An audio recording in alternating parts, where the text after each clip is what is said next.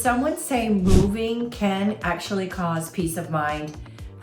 Well, try moving to Massachusetts in the winter. Actually, try moving to Massachusetts, moving to Boston during the holiday season. Actually, that's what we did. And I can tell you that even though it was stressful and chaotic, there was something sort of peaceful to it because we literally were so prepared for this move.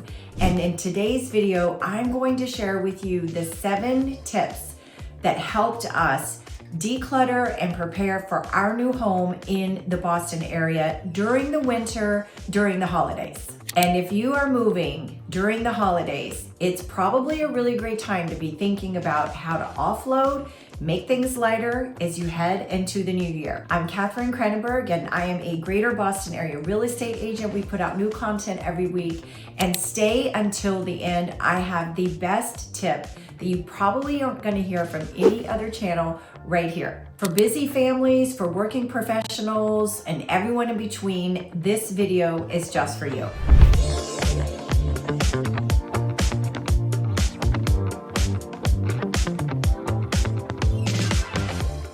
Welcome back, Boston. We are here to help you make great real estate decisions on your next move to the Boston area. Moving in December, moving in the winter in Massachusetts can be a little crazy thought to think about.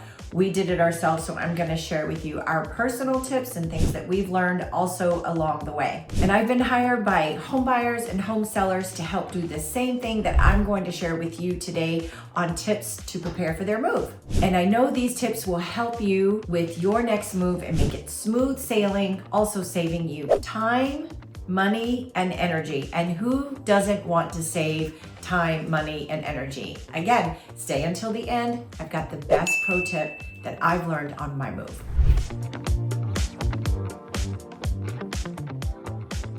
The thing is, we accumulate things as we live in our homes for the years that we live there. But when we are moving, the best thing to do is to think about what you're going to use that thing for in your next home. Are you actually going to be using that thing that's in the back of the closet that you've been storing for that long? Maybe it's a picture that you've had hidden behind a door that you're looking at and you're thinking, is that really gonna fit in my new home? Is that really the style that I'm going after? I can probably tell you, if it is not already on your wall, it's probably not gonna go on the wall on your new house. Just ask yourself, can I keep this? Can I donate it? Can I sell it? Do I really need it for my next home? And I bet you would probably say you could get rid of a lot more than you think you can. I bet there is a place that you can donate that to. If you want to save time and money, head over to Facebook Marketplace, post those pictures of the things that you're ready to get rid of, or you're ready to donate, or you're ready to sell, because you're not going to want to take them in your next home. I guarantee you. There's a little bonus tip. If you want to know if the things in your home actually will fit perfectly in the new home, we actually do 3D Matterport. It's kind of like a doll size image of the house. It also will help us give you the ceiling heights, and so we can share those with you, and you can figure out which pieces of furniture are actually going to fit there as well. We get a lot of clients that move here from overseas, and their furniture tends to be higher than some of the ceiling height here. So that's really something that we can help you with when you're thinking about your move here into your new home. Number 2, this was a game changer for us, and that was using similar size packing boxes. Now, if you're lucky and you get to have a relocation company move you because you're moving here for a job, or if you're moving out of Massachusetts for a job, boxes from those moving companies are a game changer. Not only will it transport easier with the handles, but you can pack things and it's just a lot easier to move in and out of the truck. I personally find them also really sturdy. So if you're going up and down stairs in your home and you want to transport it really easily, those moving boxes are the best.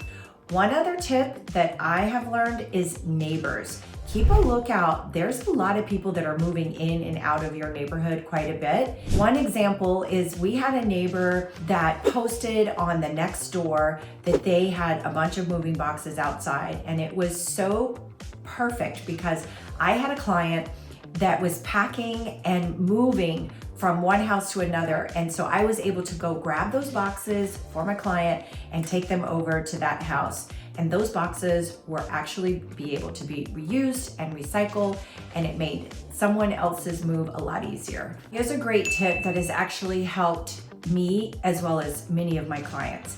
It's called the pod. It is basically a big storage shed that's kind of delivered to your front door, and you can put in there boxes. And let's say you're moving in the wintertime, you don't need all of your summer stuff. You can put all of that in there. It's an extra option to store things that you don't really need immediately. They pick up the pod, they store it in a big warehouse, and so when you're ready to move to your next home, they deliver it to you and you can just have that to unpack at your new place. The other thing I really like about the pod storage system is if you are a home seller, and you want to prepare your home for sale, you can take all of the things, all the tchotchkes and the little things, perhaps family photos and things that you really just don't want to be displayed. You want to thin out your closets or thin out your cabinets. You can pack all of that, put it in the pod, store it, so when you get to your next house, you can have that be delivered there. Plus, it also makes your house much more delightful because it's less cluttered and it has less things. People can really see the house. I actually have taken advantage of the pod for my own home sales. We had a lot of extra books and a lot of extra things just in our closets and our cabinets. We thinned out toiletry things, and that was really helpful. We put it in the boxes, we put it in the pod, we put the house on the market, and it really helped show the house better, and we got a really good price for that as well. Number 3, labeling the boxes. Okay, I know it sounds simple, but there is really a method to the madness here. By labeling the boxes, you're actually saving time and energy. For example, maybe you want to make the office the color green, or maybe you want to make the bedroom blue. By putting the paper colors on the boxes, you actually will make and save you time. Now, here's the thing. A lot of people write on top of the box, or maybe they write on the side of the box. But when you're moving and all of that writing, and you're kind of coming and going, and you've got movers in your house, and you've got friends or family trying to help you out, and they're trying to figure out where they should go. Here's a little tip for you. If you color code the rooms that you want to put the boxes in or the furniture in, you can actually make a legend. Make the legend with the colors of the room on it, and you can stick it basically somewhere, maybe on even the front door. And so when people are coming in, they can actually move those boxes to those individual rooms based on the color. Star them for the ones that are super important for you. The things that you're gonna need to touch and get access to pretty quickly. So maybe that is your taxes or the deed to the house for the new place. Maybe it's certain children's school records. So when you get to that new area, if you need to register them for school, or you need their medical records or that sort of thing, maybe there's some work documents, but starring some of those boxes on that color paper, that'll be really helpful and will save you some time and energy on the other side as well. Number 4, pack a suitcase of essentials. Now, what do I mean by that? Now, how many times have you moved and you have to open up all the boxes and you have to look for a screwdriver or your toiletry items or tape or scissors, or maybe you need toilet paper? I mean, it is crazy. All of the little things that you don't think about that you absolutely need, you want to be able to put your hand on it as soon as you arrive into the new place. Because the last thing you need is to go opening up all the boxes, causing stress, when you can have one essential box. This was actually a tip that was given to me by a local organizer that I worked with. And when she said this, it made so much sense for me. Actually, her best tip was to put it in a clear box. So all you have to do is sort of open the drawer or open up the top of the box and you could see everything in it already. Number 5, some people say to take things out of the storage compartments, or take things out of the taller storage units, or take things out of all of the storage bins that have all the little things, like for example, sewing kits or your jewelry. Maybe you have like a tall jewelry storage case cabinet. Maybe you have a moving cabinet that has a bunch of toiletry things in it. Anything like that, people say to just take it out, pack it up, so when you go to the next place, you can move the piece of furniture, move the storage bins, and then put it all back in.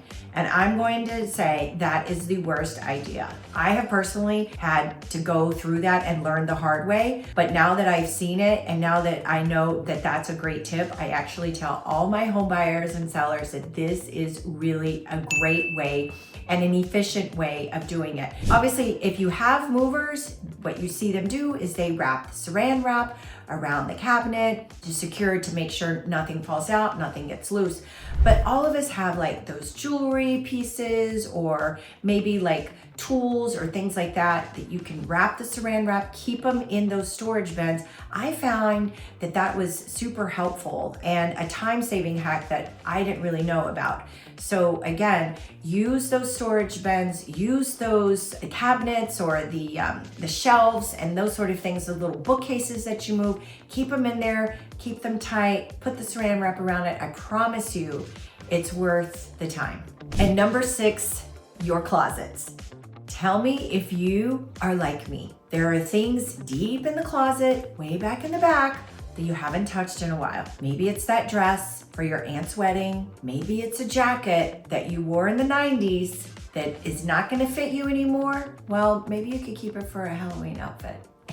Anyway, you know what I mean. We all have things in our closet that have been lurking in the back that now need to get pulled out. So if you are like me and you want to move to your new place with a fresh look and thin things out, you're definitely going to want to get into those closets and start donating and getting rid of those items for sure. Maybe there are shoes or handbags you've outgrown, maybe the kids' toys, maybe they're older now and it's time to get rid of those things. I'm telling you, the closets hold so many things that you just really do not probably need in your next home. So why not use this time to get rid of it or sell it on Facebook Marketplace or give it to a friend? Maybe the neighbors are coming by to see how the move is going. Why not donate it to them? So one thing I've also learned about the closets is the wardrobe boxes. Those are such a game changer. They're super sturdy. They have one of those metal bars. You just pick up your clothes from the hangers hanging in the closet and just put them straight into the box. It is so easy. Again, you're gonna color code the closet. Perhaps the bedroom is blue. Now you're gonna make the closet also blue, right? Because that's the primary bedroom is gonna be blue. You put the color-coded paper on it. You hang up all of your coats, your dresses, your sweaters, your pants. Those boxes are amazing. Now, they are heavy, and so if you don't have a mover and a professional mover to actually use those boxes, the other thing that I have found very helpful are to take your hangers, wrap them in a plastic bag, and then just seal the bottom of it. Or you could even take all of those, little mixed matched clothes, shirts and pants and all of that. You can put it in a trash bag. You can actually take a vacuum and suck the air out of it so you can tighten it up, and it makes the space more concise, and you can actually move it like that too. I personally love the wardrobe boxes. Number 7, this was a huge hack and tip that I found to be so helpful. And that was taking photos of the way that things were set up. So for example, if you're having to break down some sort of like electronic system, or you have a certain desk that's set up in a certain way, or there's a table that is, connected to an entertainment center. It's like one of those big things. So taking photos of how that was set up in a room or how that was just set up It helped me so when I went back, when I had to rebuild those things, I could go into my new house, pull up those photos, and they were there. The other thing that I've learned as well is when you are moving those pieces of furniture, you have all of these nuts and bolts that you're taking out to dismantle those pieces of furniture. Remember to have Ziploc bags. Have the Ziploc bags when you're breaking those things down. Even your professional movers, you'll watch them do this. Have the Ziploc bags, put a name on it, so you know that those nuts and bolts go to that TV console or to that storage or to that shelving unit. I also love this for my kids' computers and my kids' desks areas because they have different drawers and things like that. So you could put all of those little nuts and bolts into a plastic bag. So are any of these hacks or tips new? Maybe you have one. What is one that you have? Put in the comment below. The best tip is to reach out to me. You can hit the link below for a discovery call. We can chat about what you're looking for, your needs. I'd love to learn about your timeline, what's important to you in your next home, the neighborhood. Do you have kids? Do they need to get in schools? I'd love to learn all of that. So that is the best tip that I have for you from today's video. You can click this video right here, which is pros and cons about moving to Boston. That has a ton of resources in it. Also have our free relocation guide, which has a lot of tips there that you can download for free. And you can hit any of the links below. You can contact us here and let us know if this video was helpful for you. I'm Katherine Kranenburg. I'm a Greater Boston area real estate agent. We'd love to be your realtor of choice. And if you're looking to buy or sell in Massachusetts, I'd love to start a conversation with you, and I'll see you on the next video.